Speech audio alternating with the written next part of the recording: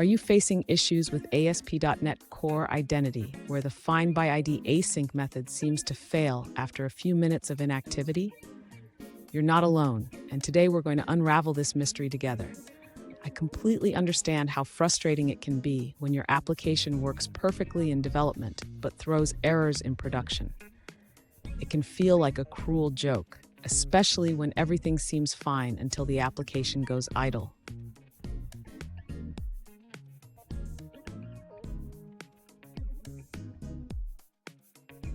Here's the specific situation we're addressing.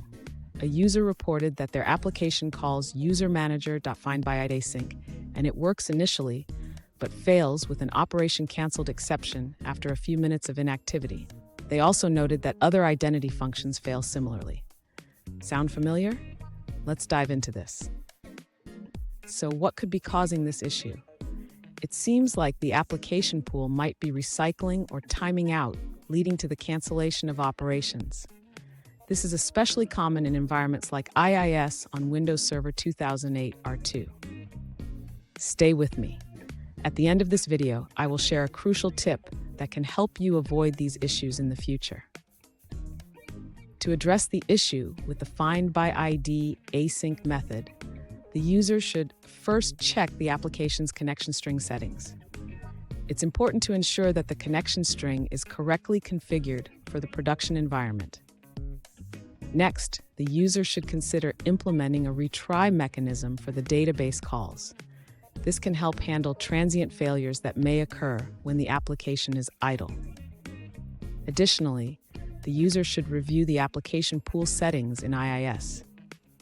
Specifically, they should check the idle timeout settings to ensure the application pool does not recycle too quickly.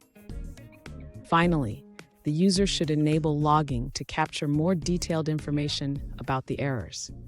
This can help identify the root cause of the cancellations. Fun fact, did you know that the first web applications were slow, that users often had time to grab a snack while waiting for a page to load? Thankfully, we've come a long way since then. Now, let's look at the answers provided by other users. One user shared an alternative solution to the issue with FindByIdAsync. They identified a subtle design flaw in ASP.NET Core's dependency injection. They prefer using Simple Injector, but found it challenging to integrate with ASP.NET Identity Core.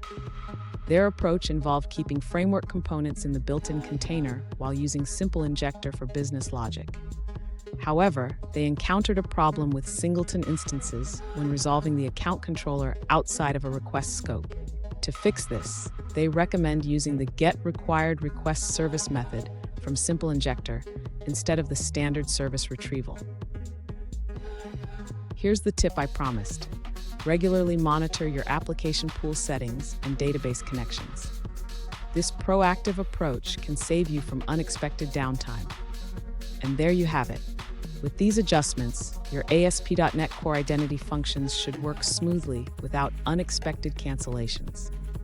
If you found this video helpful, please subscribe for more troubleshooting tips, and remember to keep your applications running smoothly.